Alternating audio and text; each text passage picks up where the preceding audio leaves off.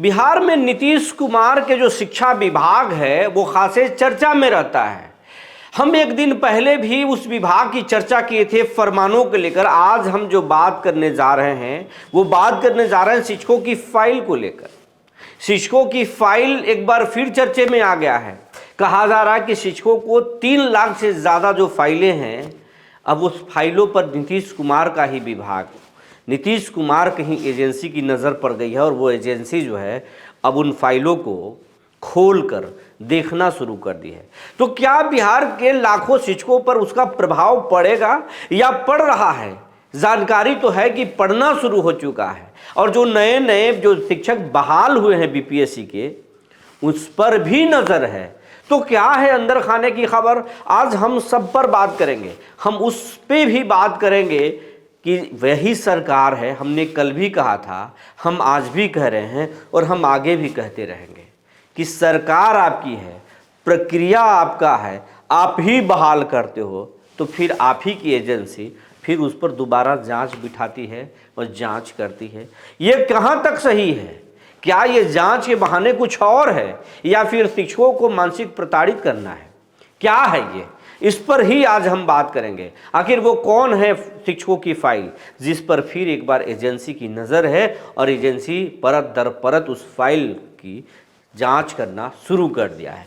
जी नमस्कार, मैं हूं विपुल कुमार और आप देख रहे हैं सूर्य बिहार डिजिटल न्यूज़। अब हम बिहार के तमाम शिक्षक साथियों, तमाम शिक्षाविदों, तमाम बिहार वासियों से अपील करना चाहते हैं, ये आपका चैनल है, आपके प्यार आशीर्वाद से ही हम लाख के आंकड़े को पार किए, मिलियन का सफ़र तय करना है, करोड़ का चैनल बनना है। क्योंकि हम बिहार के 13 करोड़ नागरिक हैं। हम अगर चाह ले तो किसी को भी शून्य से शिखर तक ले जा सकते हैं। तो फिर ये आपका चैनल है, आपका प्यार आशीर्वाद तो हमें मिलना ही चाहिए। अगर आप अभी तक इस चैनल को यूट्यूब पर सब्सक्राइब नहीं किए हैं तो कर लीजिए, बेल आइकन को दबा लीजिए। अगर आप हमें फेसबुक पर देखते हैं तो पेज को फॉलो करना ना भूलें। सूर्य बिहार का अपना व्हाट्सअप चैनल भी है और इस खबर के डिस्क्रिप्शन में उसका लिंक दिया हुआ है, उसे आप ज़रूर ज्वाइन कर लें। इससे फ़ायदा ये होगा कि हमारी हर खबर सबसे पहले आप तक पहुँचेगी और ख़बर आपको अच्छा लगे तो आप लोगों तक पहुँचा सकते हैं। इससे हमारे चैनल को भी बड़ा होने में मदद मिलेगा। अब आपको खबर हम विस्तार से बताने जा रहे हैं। खबर ये है कि बिहार के करीब 3 लाख ऐसे शिक्षक हैं जिनके फाइलों पर सालों पहले निगरानी की नज़र पड़ी थी। एक बार फिर वो एजेंसी जो है एक्शन मोड में आ गई है और ये जो विभाग एजेंसी है वो नीतीश कुमार अपने पास ही रखे हैं। तो क्या नीतीश कुमार फिर से, जब प्रचंड जनादेश नीतीश को मिला है, तो फिर क्या एजेंसी को वो खुली छूट दे दिए हैं कि ज़रा फिर से देख लीजिए? जो जेन्युइन शिक्षक ही वही बिहार के स्कूलों में रहेंगे, जो फेक हैं, फर्जी हैं, उनको आप हटा दीजिए। आखिर एजेंसी को क्या दी गई है जिम्मा और किस तरीके से जांच करना शुरू कर दिया है? जानकारी तो ये भी है कि एक ज़िले में जो रिटायर्ड हो गए हैं शिक्षक, उनसे अब रिकवरी किया जाएगा। उनके खिलाफ अब जो है जांच तेज कर दी गई है, उनको फर्जी घोषित कर दिया गया है। अब ज़रा सोचिए, जो शिक्षक 2007 में बहाल हुए, नौकरी की, वेतन उठाया, छुट्टी लिया, छुट्टी से वापस तमाम प्रक्रियाएं की, विभाग में तमाम तरह की जो है सुविधाएं उनको दी गई, अब वही विभाग और नीतीश कुमार की वही सरकार जांच करती है और कह दिया जाता है कि ये पुराने शिक्षक जो रिटायर्ड हो गए वो फर्जी थे, वो गलत दस्तावेजों पर बहाल हुए थे, अब उनसे हम रिकवरी करेंगे। तो सवाल तो ये उठता है कि साहब, जब ये फर्जी दस्तावेज पर बहाल हुए थे तो बहाली करने वाले तो आप ही के लोग थे, कैसे बहाल कर लिए? अगर इस खबर पर ये भरोसा नहीं है तो ज़रा आज दैनिक भास्कर ने इसे प्रकाशित किया है, इस अखबार को देख लीजिए। अखबार की इस खबर को आप देखकर भरोसा आपको हो गया होगा और ये सिर्फ एक वानगी है, ये कहानी है। हम आपको बताने जा रहे हैं निगरानी, जो सालों पहले जांच शुरू किया था कि एक ही सर्टिफिकेट पर, एक ही टेट के प्रमाण पत्र पर कई शिक्षक बहाल हो गए हैं और कई जिलों में तो उनका वेतन बंद किया गया था, लेकिन बाद में वेतन शुरू भी कर दिया गया। वो तमाम तरह की सुविधाएं उनको मिल रही हैं, बहाल हो गया। और यही नहीं, इसी सरकार ने उनको विशिष्ट शिक्षक भी बना दिया, यानी अब रेगुलर भी वो हो गए हैं। लेकिन अब तमाम शिक्षकों पर जांच शुरू फिर से हो गया है, निगरानी फिर से जांच शुरू कर दी है, तो जांच तेज है। और उसी जांच का नतीजा है कि आप अखबार की खबर देखें कि एक शिक्षक, रिटायर्ड शिक्षक को फर्जी करार दे दिया गया, अब उससे रिकवरी होगी और ऐसे खबरें अब रोजाना मिलेगा। तो निगरानी जो है जांच शुरू कर दिया। करीब 3 लाख ऐसे शिक्षक हैं जिनके फाइलों पर जांच शुरू है और कहा जाता है कि कई शिक्षकों का फोल्डर पहले ही गायब है, उन तमाम चीज़ों पर काम कर रही है।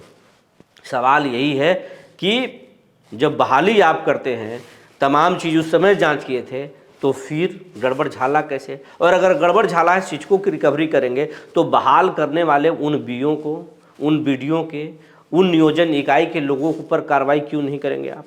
उन जिम्मेवार पदाधिकारियों को क्यों नहीं उन पर कोई कार्रवाई होगी, उनसे क्यों रिकवरी नहीं होगी जो ये गलत शिक्षकों को बहाल कर दिए थे? ये शिक्षकों पर ही क्यों सिर्फ जो है इनको ही सज़ा क्यों दिया जाएगा, इन्हीं को परेशान क्यों किया जाएगा? इन्होंने तो सेवा भी किया, स्कूल में काम भी किया, भले ही मान लीजिए कि ये गलत तरीके से बहाल हो गए, लेकिन पढ़ाया बच्चों को, स्कूल गए, ड्यूटी की, उसका मेहनताना लिया, अब गलती मानकर आप उनको रिकवरी करेंगे, ये कहाँ तक सही है? और जो बहाली कराए, नजराना लेकर जो तमाम कानून को ताक पर रखकर बहाल करा दिए, उनको क्या, उन पर भी क्या प्रपत्र का गठित होगा? क्या उनको भी नौकरी से निकाला जाएगा? उनसे भी रिकवरी होगी? या आपने हजारों शिक्षकों बहाल कैसे कर दिए? क्या उनको दर्जनों अधिकारियों को आप उन पर कार्रवाई करेंगे? कार्रवाई तो होना चाहिए, नहीं होगा तो ये गलत है, सरकार की गलत नीति है। लेकिन हमें लगता है कि नीतीश कुमार इस पर ज़रूर सोचेंगे, वरना ये रॉन्ग प्रैक्टिस, ये गलत काम जारी रहेगा। जानकारी ये है कि न सिर्फ निगरानी उन फाइलों को जांच कर रही है, बल्कि अब शिक्षा विभाग के द्वारा निदेशालय से वीसी में वीडियो कॉन्फ्रेंसिंग के माध्यम से सभी बिहार के जिला शिक्षा पदाधिकारियों को निर्देशित किए हैं कि जो बीपीएससी से बहाल हैं शिक्षक, उनकी भी फाइलों की जांच कीजिए, उनके भी दस्तावेज जांच कीजिए, कहाँ से वो प्रमाण पत्र लिए हैं, कहाँ से वो बीएड किए हैं, कहाँ से वो मैट्रिक किए हैं, कहाँ से इंटर किए हैं, कहाँ से ग्रेजुएशन किए, तमाम जो दस्तावेज उनके पास है उनका जांच कीजिए। और जांच अगर में सही पाए जाते हैं तो कोई बात नहीं, अगर गड़बड़ है उन्हें बर्खास्त कीजिए, सेवा से मुक्त कीजिए, रिकवरी कीजिए अगर वेतन दिए हैं तो।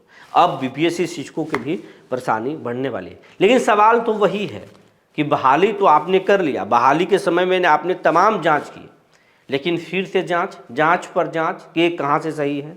शिक्षकों को परेशान करना कहाँ से सही है? अगर है तो फिर उन अधिकारियों पर भी गाज गिरनी चाहिए। दूसरी बात, ये सवाल हमारा यही है कि कंप्यूटर जो शिक्षक, कई शिक्षक साथियों ने खबर के कमेंट बॉक्स में लिखा है कि मैं कंप्यूटर टीचर हूँ, मैं 400 किलोमीटर दूर हूँ और मेरा अब तक ट्रांसफ़र नहीं हो रहा है।